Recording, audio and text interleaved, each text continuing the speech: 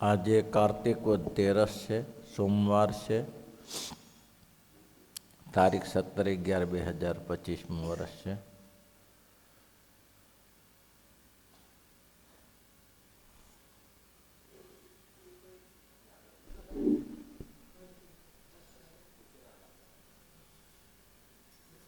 ઠંડીમાં ઠીક રહેશે, ઠંડી રોકાય.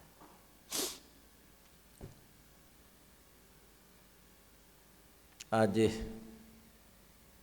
વચનામૃત 6ઠું ચાલે છે. ઘણા પ્રશ્ન છે આ વચનામૃતના. કાલના દિવસે આપણે સાંભળ્યું કે બુદ્ધિશાળી માણસ હોય પણ આળસ હોય તો વિકાસ કરી શકતો નથી. ઘણા એવા જોયા છે, બહુ બુદ્ધિશાળી હોય પણ પોતાની સ્થિતિમાં જોય. દુનિયા માણસ માત્રમાં બુદ્ધિ પડી છે, પણ બુદ્ધિને ખેલવવી પડે ને. ગાંધીજીમાં બુદ્ધિ હશે તો બીજામાં હશે ને, પણ એ બુદ્ધિને જાગૃત કરીએ ને. કુંડલી જાગૃત કરવાનું છે. તમે જાગૃત કરી દો તો તમને દિશા સૂજે. અને એ દિશા સૂજવામાં ગાંધીજી પોતે લખ્યું છે કે તમને જગતનો વિકાસ કરવો હોય તો ભગવાનને સાથે રાખો. તમે મનસ્વી રીતે વિકાસ કરશો તો નહીં થાય.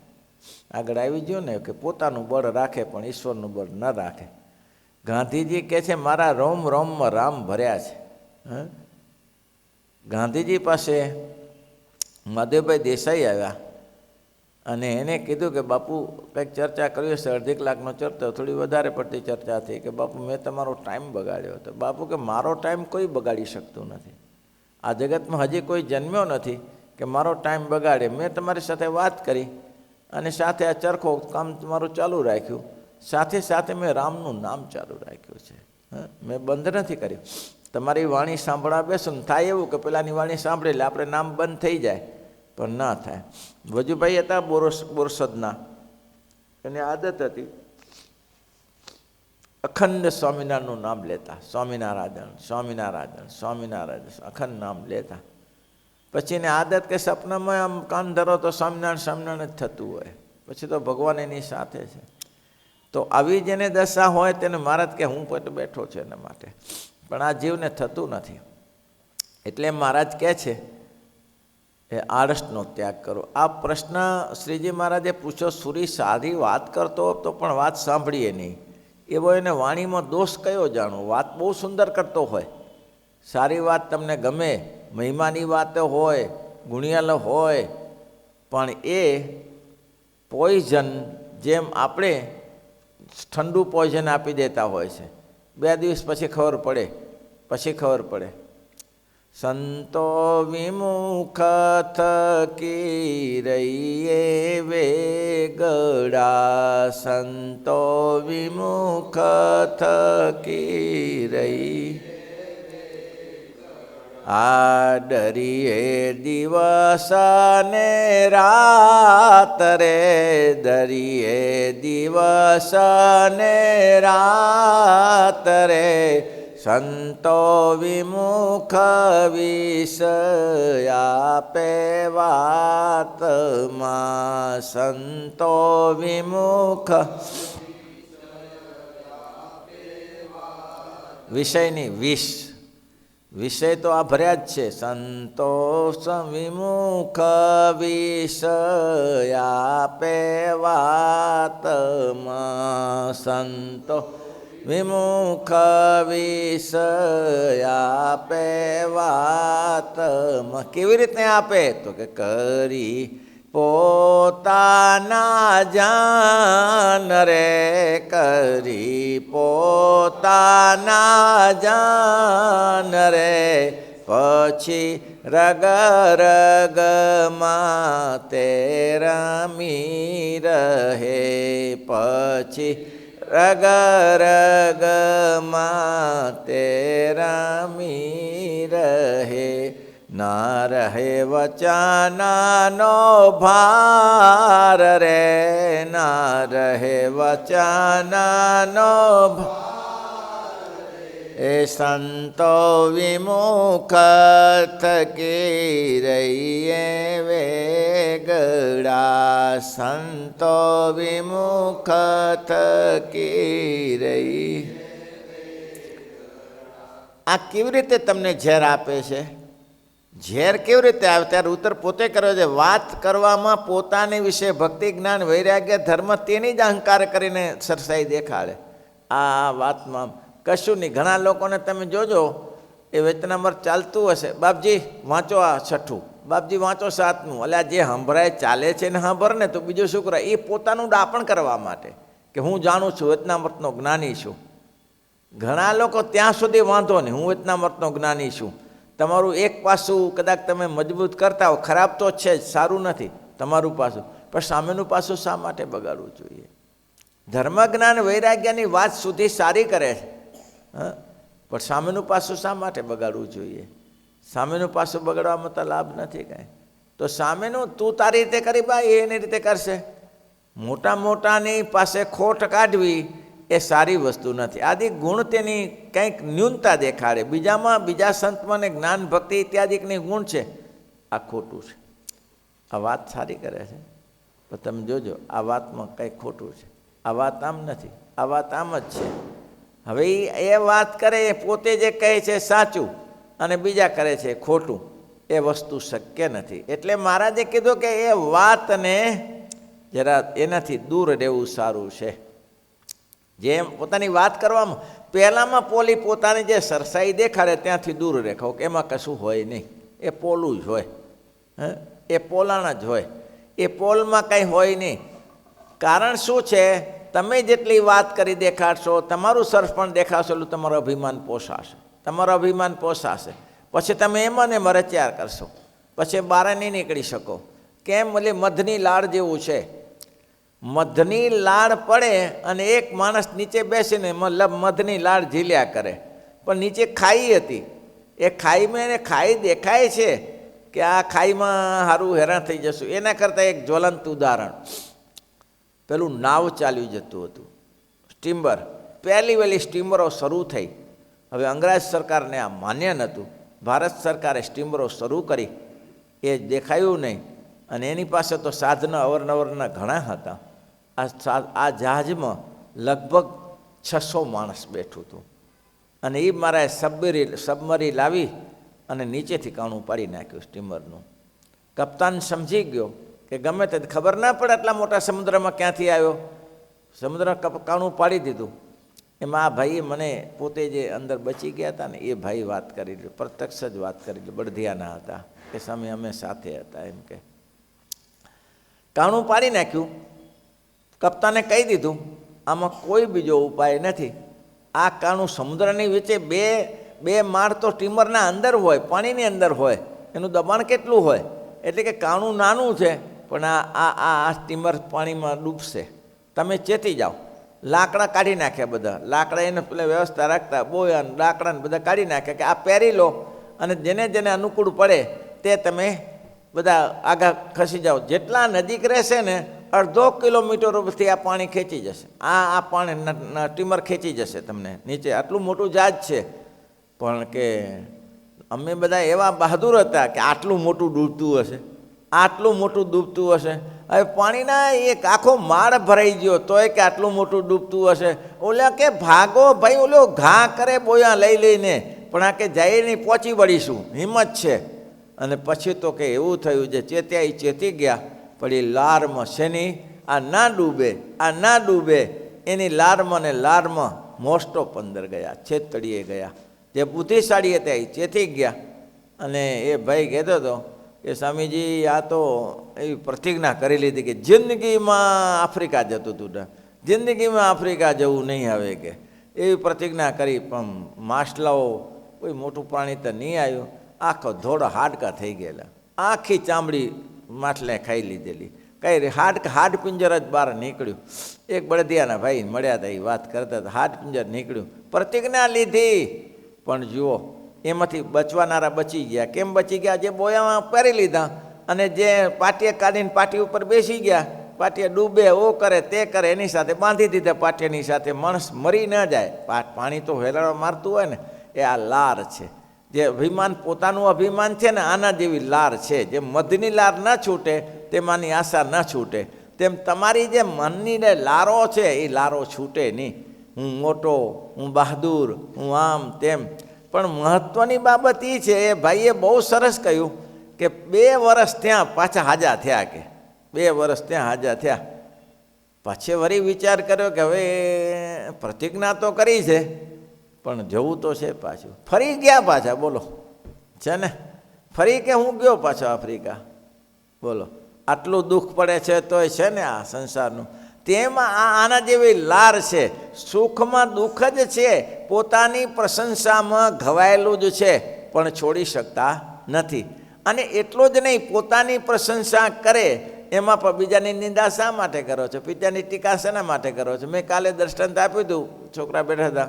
મેં કીધું એક જગ્યાએ સંતને ત્યાં સાધુએ મહેમાનગતિ કરી. સાધુએ મહેમાનગતિ કરી તે પહેલાં 2 સાધુ અલગ અલગ ક્યાંથી આવેલા, 2 જગ્યાએ એક જ દિને ધર્મશાળામાં રહેલા. તે પહેલાં એ કીધું કે બાપજી બોલો, આપણે કાલે શેનું ભોજન કરવું છે, બનાવી દઈએ. તો કે આપની જે ઈચ્છા હોય ભોજન કરજો, પણ એક વસ્તુ કહું, મને ચદરો ધારજો, દક્ષિણે જે તમારે આપવું એ આપજો. પણ પહેલો છે ને એ ગધાડા જેવો છે, એટલે એને કંઈ ના આપતા હો ભાઈ. એ તમે જાણો નહીં, અમે જાણીએ અંદર અંદર સાધુ. હવે આને નાને કંઈ લેવા દેવા જેવું હતું નહીં. બોલો ક્યાંનો ને આ ક્યાંનો, એને કાંઈ ના કરતા. તો કે સારું. પછી આ પહેલાંની પાછળ ગયો, સ્વામી આપણે શું ઈચ્છા છે કાલે ભોજનમાં? તો કે તમારે જે બનાવવું હોય તમારા અનુકૂળતાએ બનાવજો, દૂધપાક માલપુઆ બધું પ્રસાદ લેશું, પણ પહેલાં બળદિયા જેવો છે, પહેલાંને ના ખવડાવતા. પહેલો બળદ જેવો છે, એને તમે ખવડાવશો કાંઈ પુણ્ય નહીં મળે, પાપ મળશે. પેલો ગ્રસ્તાએ મારો બેટો માથોનો ફરેલો કે સારું સામે. બીજે દિવસે બધાને ભોજન કરાવ્યું તો એકને ઘાસનો પૂરો નાખ્યો ને બીજાને અખાણ મૂક્યું બળદિયાને, કે સ્વામી આમ કેમ? તો કે તમે કીધું હતું ને પેલો બળદ જેવો છે, બળદને ઘાસ નાખ્યું છે, અને આને તમે કીધું ગધાડા જેવો છે, એને આ અખાણ નાખ્યું, કચરો ભેગો કરીને નાખ્યો છે. આના જેવું થાય. નિંદા તમારે જ પડે. તમે કીધેલી બીજાની કરેલી નિંદા તમારું ઉપર ફરતા ફરતા આવે છે.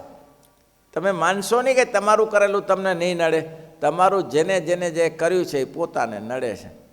કેટલી સુંદર વાત છે કે ભાઈ વિચારીને કરો, જે કરો તે.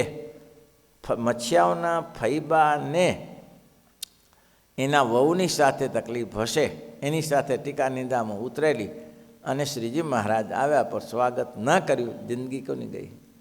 બરબાદી કોની થઈ? એની થઈ કે બીજાની થઈ? આખી જિંદગી બરબાદ થયા. ને શું થયું ત્યારે બરબાદીમાં? એ સામે ટીકા નિંદામાં દુર્લભ રામ આપણે જાણીએ છીએ. આપણે એની લાંબી કથા નથી કરવી. ખોખરા મેમદારના દુર્લભ રામ પોતે પૈસાદાર, એટલે પોતે એમ માને હું પૈસાદાર, હું લાખોપતિ, કરોડોપતિ, અને 2 ચરીઓ તો ગરીબ ભિખારી છે. મહારાજ એને ત્યાં જાય, અને મહારાજ સમજી ગયા કે આને સનેપાત થયો છે. જાણીતી વાત છે, બહુ વાત વિસ્તારતા નથી. પરિણામ શું આવ્યું? મહારાજે કીધું, આમ ઉમિયાબા હતા એટલે કે હવે એના ઘરથી હતી, અને ઉમિયાબા કે મહારાજ આનું મોક્ષ કરો ગમે તે રીતે.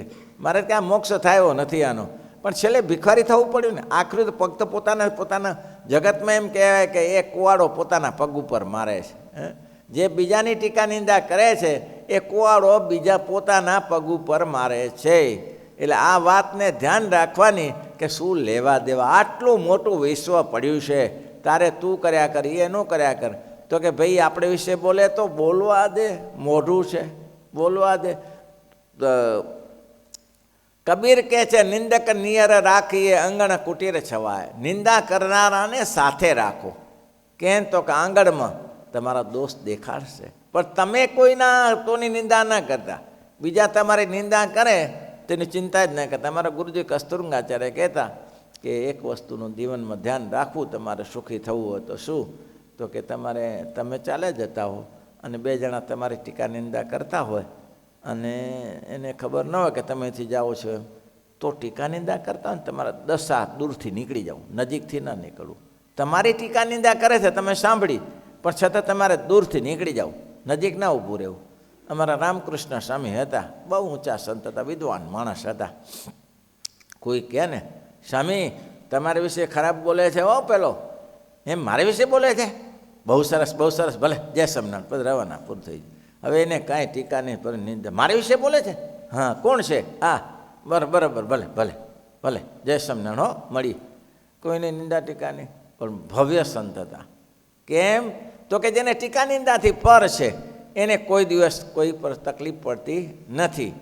તો આ પ્રશ્ન માટે મહારાજે કહ્યો છે કે મહારાજ કે આપણે આમાં આ વાત નાની છે પણ આમ બચી જાઓ તો ઘણા સુખી થઈ જાઓ. આ વાતને જો માની લો કે ભાઈ આ જગત બહુ વિશ્વ મોટું છે, લોકો આ બોલશે, લોકો ટીકા નિંદા કરશે, લોકોના મોઢે ગરણા નહીં બંધાય. બંધાશે ગરણા?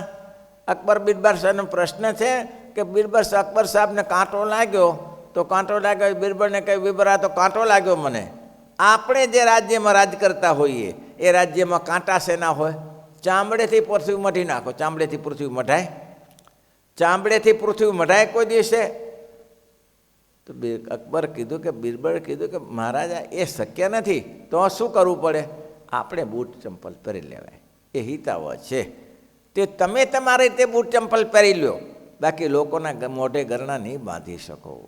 તમારે અનુકૂળ ના આવે તો દૂર રહો.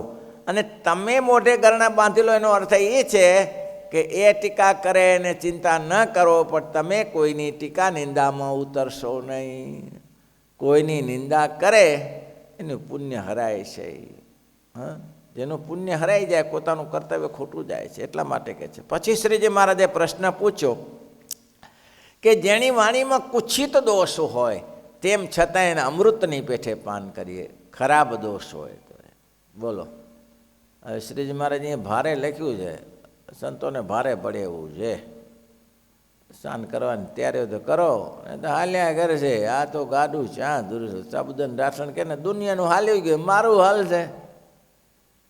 સાબુદાન રાઠોડ એક પ્રવચન કરવા બેઠા, જોક્સ ગાયતા હોય છે ને, એમાં 2 જણા પહેલાં થઈ ગયા કે ભાઈ જુઓ આ 2 જણાનું જીવ મારું હોય જશે તો ખરું જ ને, કે કાંઈક તો હાલશે, કે તેમાં આ દુનિયાનું બધું હાલ્યા કરે છે. એવી વાણી છે તેને પણ પોતાને ઉત્તર કર્યો છે. તે એ સંત વાત કરે ત્યારે પોતે પોતાના સંબંધી, મા બાપ, બેન, ભાઈ તથા પોતાની જાતિને કુછિત શબ્દ કરીને નિંદા કરતો હોય તો તેની વાણી સારી રીતે જાણવી. લો છે મહારાજને બહુ ઝેર હતું. સંબંધી સાથે સાધુ થયો અને સંબંધી સાથે વેરઝેર રાખવું એમાં મહારાજ બહુ કટ્ટર વિરોધી હતા.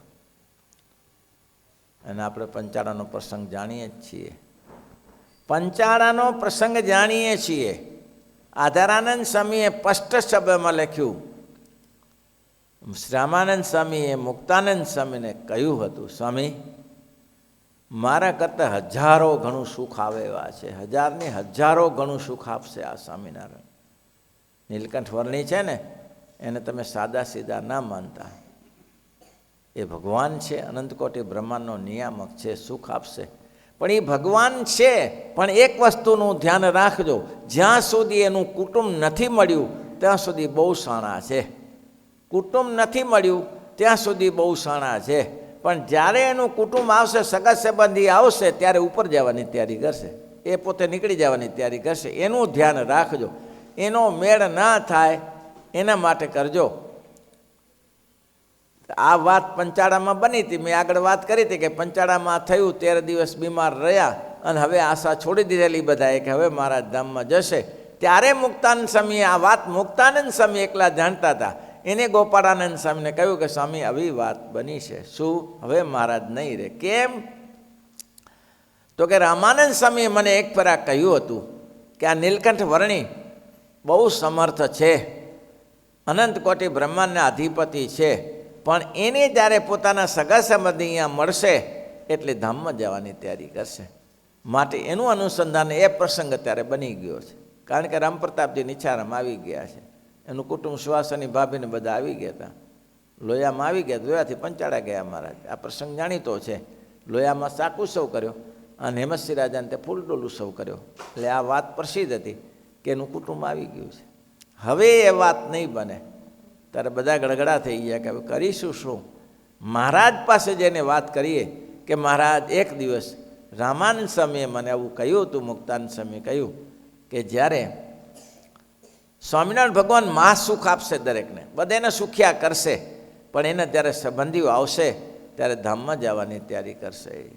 માટે આપ દયાળુ છો, આપ કહો તેમ. એટલે મુક્તાનંદ સ્વામીનો ભાવાર્થ એ હતો કે મહારાજ આપે જો આવું વિચારતા હો તો આપણા સંબંધીને અમે ગમે તે બીજે વ્યવસ્થા કરીએ. અને ભાવાર્થ એવો હતો કે આપણા સંબંધી આપણી સાથે રહે એ ન ગમે એના માટે અમે બીજી ગમે તે વ્યવસ્થા કરીએ.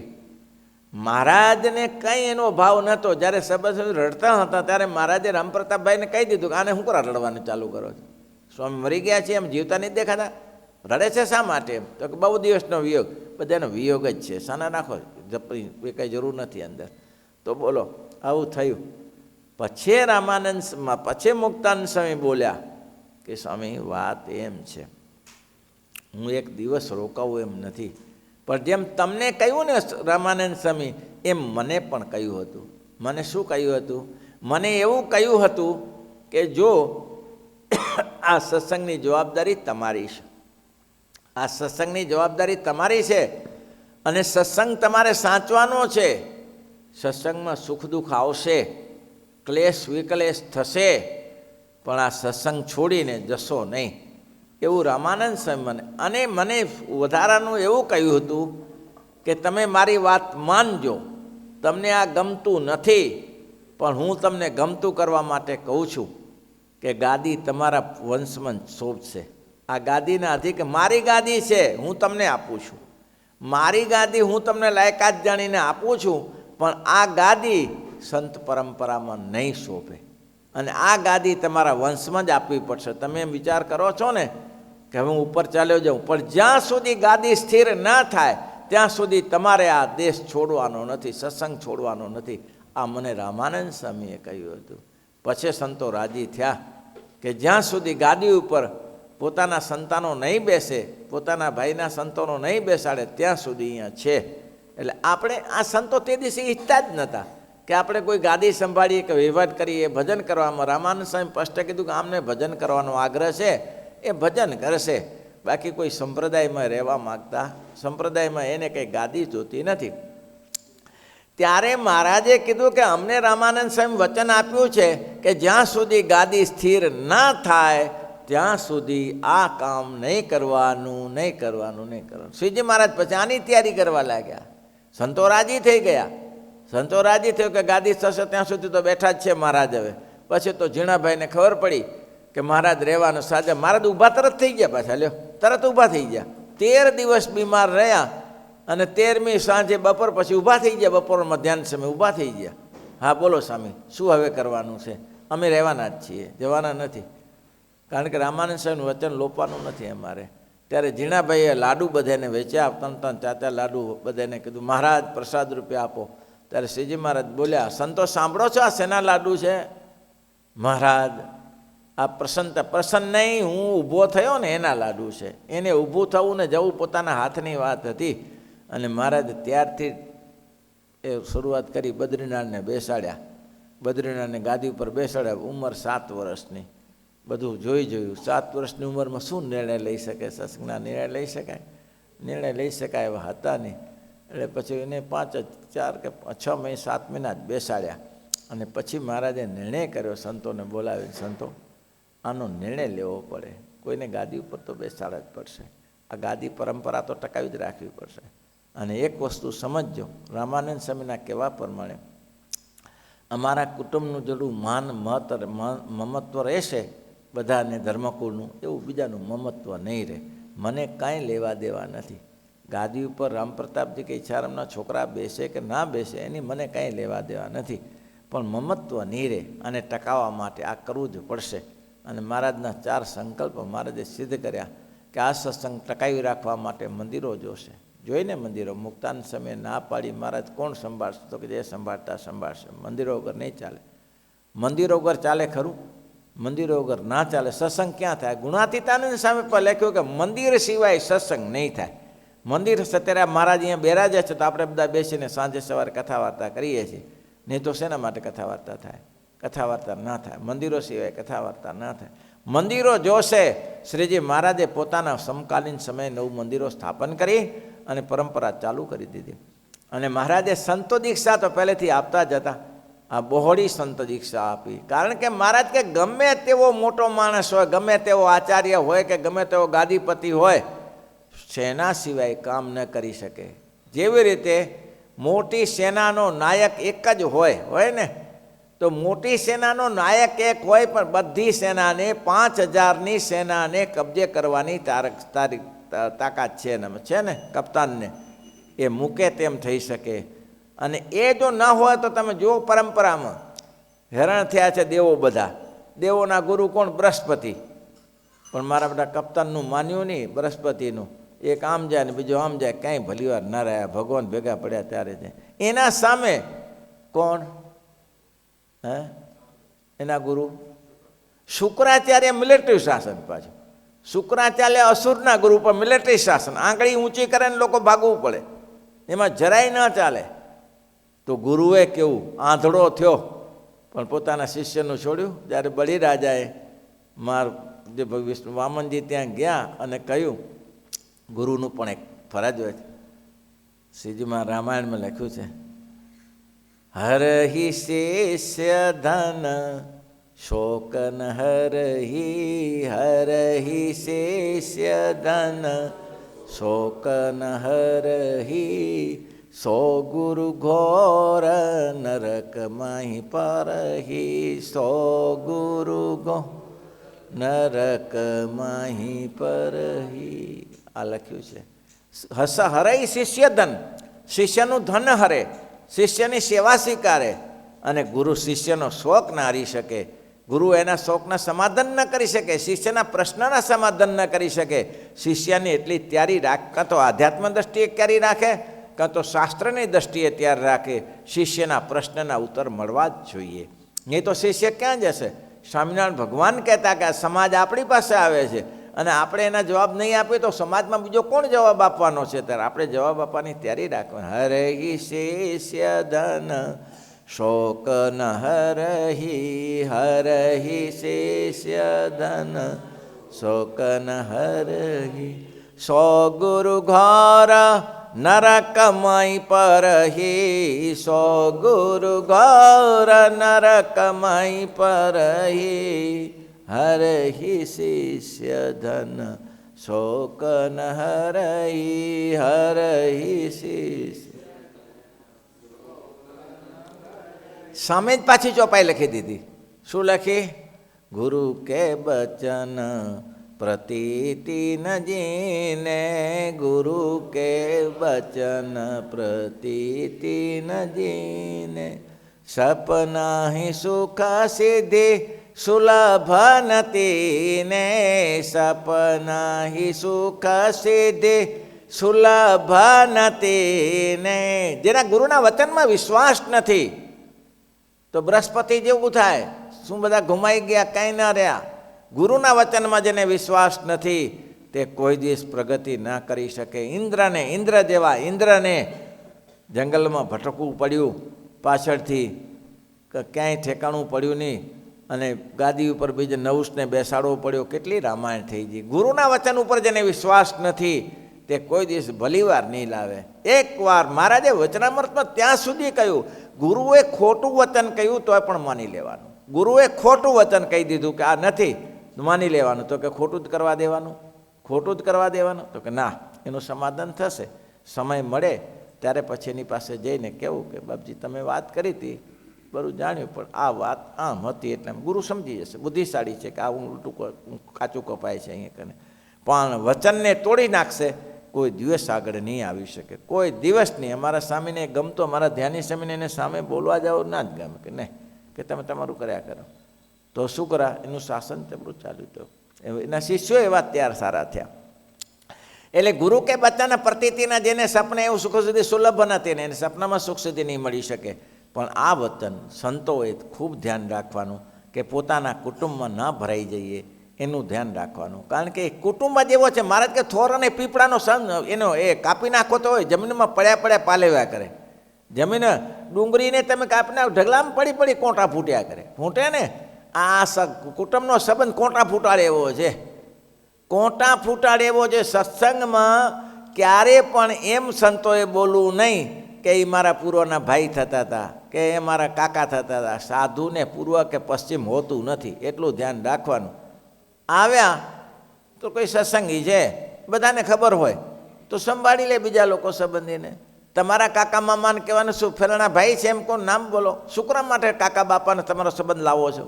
સંબંધ લાવવાની શું જરૂર છે કે આ પૂર્વના ભાઈ છે કે પૂર્વના કાકા છે કે મામા છે કે ફુવા છે કે એ જરૂર નથી સંપ્રદાયમાં. આ વચન નાનું છે પણ મહારાજે એટલા માટે કહ્યું કે એની નિંદા કરતો તે મને ગમે. નિંદા કરવાની કંઈ જરૂર નથી પણ એનાથી દૂર રહેવા માટે કહ્યું. વેદનામાં અંત્યનું 19મું ને 17માં આ જ વાત કરી. દૂધપાક બહુ સરસ હોય, અંદર ચારોલી પિસ્તા નાખેલું હોય પણ અંદર સાપની લહેર પડી ગયો તો પીવા કામ ન લાગે. આ સંબંધ છે. મેં જોયું અત્યાર સુધીમાં જેને જેને સાધુઓએ પોતાના કુટુંબના સેવા કરી કુટુંબને બરબાદ કર્યું છે. કોઈ દિવસ કુટુંબ આગળ આવ્યું નથી. આ પસીનાનો પૈસો છે. આ લોકોએ પૈસા ગ્રસ્તાશ્રમે ધોતી ખેસ ઉડાડે છે, પૈસા આપે છે, એ મજૂરીના પૈસા આપે છે. એ કંઈ ધાડ પાડીને લાવ્યા નથી. અને એનો પૈસો, એ ધોતિયાનો પૈસો તમે તમારા મા બાપને ગ્રસ્તાને આપો, એ ખડ ખાય છે, એ ભૂલ કરે છે. કોઈ મેં જોયું 1-2 સોજાના સંત હતા, એને જોયું આખી જિંદગી બરબાદ. એ સંત મર્યા પછી કુટુંબ આગળ આવ્યું. ના આવે કોઈ દિવસ ધર્માદાના પૈસેથી. અને જિંદગીમાં શીખી રાખજો, સુખી થવું હોય તો ધર્માદાનો પૈસો ભૂલે જ કે ના લેતા. એ તમારા માટે પથ્ય નહીં થાય, નહીં થાય.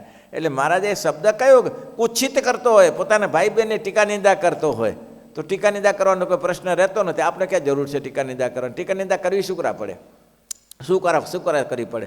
પણ એનો મહારાજનો ભાવ અર્થ એવો છે કે એમાં ના પડતા બાપા. દુનિયામાં પડજો પણ આમાં ના પડતા.